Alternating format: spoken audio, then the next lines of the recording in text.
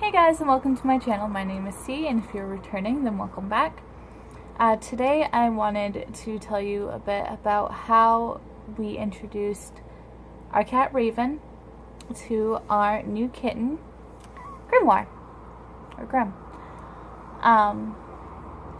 First of all, I just want to give you a little background. When we adopted Reivin in December of 2015, so it will be 2 years this December, we were told that she would never be able to live with another feline. And we didn't quite understand exactly how bad she was with other cats, but as time went on, she really learned to trust us. And we saw that. We've taken her out to pet stores. We took her to Bull Moose one time. And she really trusts us. And we introduced her to Garrett's mom's dogs. And she did really well. I mean, there was growling and hissing, but it was fine. She left them alone as they were in the apartment. So we started talking about actually getting another cat. Now, to me, the first few days are everything, and we screwed this up. There's four main things that I want to talk to you about, and the first one is the first day. And like I said, we kind of screwed this up. We should have just brought Grimoire home and put him in another room without doing anything with Reivin. We made the mistake of showing Grimoire to Reivin. It worked out in the end, but I don't recommend this at all. I recommend if you have a cat that you're pretty sure doesn't like other cats, don't let them see each other at all. Just walk in, have your room pre-prepared, like we did not, which I'll get into in Grimm's introduction video, but we let them see each other, and that was really bad. Reivin did not know how to react. She was terrified. She was shaking. She was growling. She was hissing. It sounded like she was dying. So just make sure you have a safe place for your new cat. You have a safe environment for your already in-home cat, and it's going to be all about scent for the first few days. Now, this process can take anywhere from a couple of days to months. There have been cats that still cannot be together after 6 months. We're very lucky that this all worked out, but you really need to have the patience, and I cannot stress that enough. We had times where we were very impatient with the two, and it set us back quite a few steps. So the key is patience. Let the cats tell you when they're ready. Now, I read a lot about gates, baby gates, anything that they can, once they show that they're ready, which in my case was Reivin would go up to the door and she would sniff. To me, that meant that she was curious. And I let her sniff for a whole day. Actually, quite a few days. So, the next step is a gate. And we did not have a gate, and I did not want to go out and buy a gate. So, I made my own redneck version of a gate. I used duct tape. We have a 1-bedroom apartment, and it's right off from the living room, so I literally just used duct tape. I had to make some modifications to it because just lines Grim could get through, and I really thought the sticky part would deter him. It did not, so I had to make improvements. But we had the gate up for 2 days, and again, I never left. I always shut the door when I left. If nobody was home, I would shut the door. No, stay here. Stay here, Pooka. I would shut the door. But I was home for quite a few days. So I just left the gate up. It allowed Reivin to go up and smell him. He did not know how to back off. He's a little bit better now, but he didn't really know how to back off when he was told by Reivin, so it allowed her to back off when she wanted to. Yes, hi. Yes, I'll give you bum smacks. She loves bum smacks. So they could go face to face, and they could run away if they needed to. Reivin never jumped the gate. Grim tried many times and succeeded a couple, and that's why we shut the door when we were gone. So we only left the gate up for about 2 days, and it really helped because what we would do, this is probably really distracting, I'm sorry, it's distracting myself. I'd feed them treats right next to each other with the gate there, and it helped so much. I ended up taking her food away from the door after it was open so that she could, she didn't have to eat there. She could have some alone time. But I always put his next to the door, so that's one of the biggest things is treats. Just treat it up. Anything positive that happens between... I'm sorry, I stopped. Anything positive between them, treat. I just can't say it enough. Just treats. I'm sorry, I stopped again. Grim's like... So yeah, just treats galore. And then I should have given Grim a bath when we first brought him home because he reeked of shelter. Like, he made the bedroom stink. And I think that was a lot of it, was it might have reminded her of being in the shelter. Why am I not doing it hard enough? I'm sorry, weirdo. Grimoire, don't. You're about to see something go down right here. So, I should have bathed him when he got home because he stunk, and I think that didn't help anything. Once he started smelling a bit more like the house, Reivin was a little more accepting of him. Yeah. So,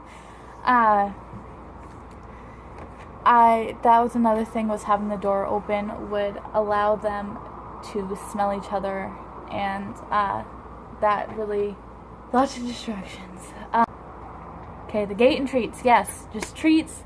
We ended up taking the gate down within 2 days and letting them free roam, still watching very closely and separating them when we were gone. I think on the 3rd day we ended up leaving for about an hour or two. We went out, we got lunch, we took bottles back, and which kind of leads me into the 4th thing, because the 4 things I had to talk about was the first day, the gate, the treats, and the last thing is trust. Garrett and I have a very special bond with Reivin. She is a special needs cat. And I'm not just saying that because of the way she's acting right now. No, she, like I said, she has anxiety issues, she has skin problems, and she's a diva. She is very much special needs, and Garrett and I have bonded with her very strongly. So it's not just about us, or her trusting us. There's a lot of us trusting her. Obviously, you can't just go, oh, well, I trust her, so I'm just going to leave her alone. No. Again, watch for the signs. Know your cat. Are you okay? Oh my god, I don't know what's going on here. We felt that she was ready. And we honestly didn't know if we were going to come home to a severely injured or even dead kitten. But we felt that she was ready, and we trusted her enough that we went up to do the bottles, and then I said that I wanted to go out for lunch, and Garrett's like, well, do you think they're ready? Like, should we go home now? I'm like, no, let's leave them for a little bit longer. We need to show her that we trust her with this kitten. And it worked. I mean, when we came back, they were napping, not together, in separate places, but they were ignoring each other, which was great. Ignoring each other means that they trust each other enough that they can go and do their own thing. Fall asleep. A cat will never break eye contact if they don't trust you. So trust is a major thing. We trusted her and we gave her the benefit of the doubt, and it worked. But I cannot stress enough that you need to pay attention and read the signs. Like I said, there still was some growling and hissing, but at this point, Grim was learning that he needs to back off. And there was never, one of my biggest things was Reivin was not going after him. He would back off and they would be done. She did not advance on him. She did not stalk him. She did not do anything that told me that she was going to be a potential danger to him. And he was showing me too that he was becoming more intelligent and not pestering her. They showed me that they can share spaces. She was very protective over her scratching post at first, and she began to share it with him. She was very curious of him. She'd watch him play. She'd just watch him, but she'd never... It got to the point where she stopped hissing when he walked by, and that told me that she was ready. And now they're literally just sitting he's sitting right on the floor, like right here, and watching her. I mean, he's gotten to the point where now he can watch her tail without attacking it. Like, it's really, if you can see this, nothing happened.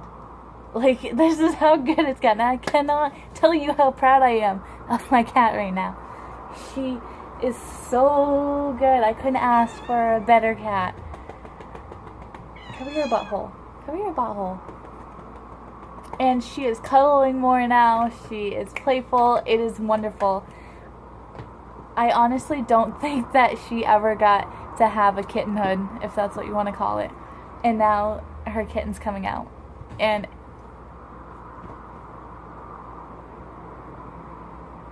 it is wonderful. I personally think that just because some people say that cats are not social and they are solitary animals, I do not believe that. I've always had multiple cats. I think they need a playmate personally. Just something to help them, especially they still have their hunting instinct, and their playful burst of energy is usually the energy that they would use to hunt. So I think that having a playmate is wonderful because it gets the energy out. They learn how to be gentle with each other. They have someone to tell them, hey, yo, you're being too rough. And I think that helps with humans too, because play, when you go, I've found that when I say ow, they'll stop. So I just personally think that you're going to get electrocuted if you keep biting that cord. Stop. But I think that cats should have playmates. Right now we feel that our apartment is the perfect size for 2 cats. There is a possibility that if we get a bigger place, we are looking for a house. So if we do get a bigger place, we may have more cats, but we also would like a dog and horses and a rat. So we have a leopard gecko too. So there is a possibility of our family growing. No kids right now.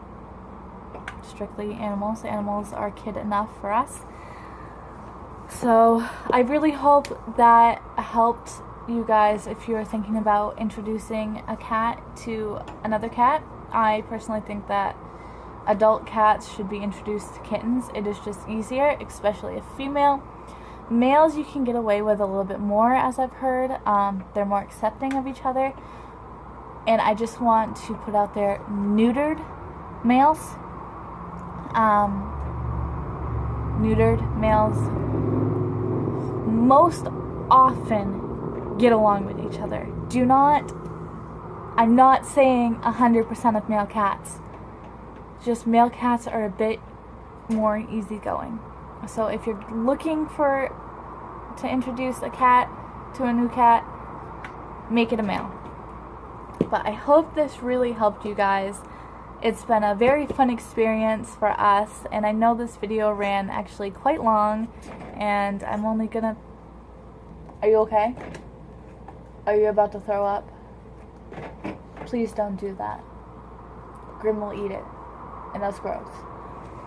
But I know this video ran a little bit longer than I was anticipating, and I'm still planning on putting some really cute footage of these two together into the video. But I really hope this helped you guys, and I guess the key things are patience, remember that scent is everything, and just watch the cats. The cats will tell you when they're ready. Just because you want it to go faster doesn't mean that they can go faster. So I hope you guys enjoyed. Click like and subscribe if you like this video, and there will be more. I'll be doing a video sometime about how we got Grim and why, what made us decide, all the factors that we took into account, and all that stuff.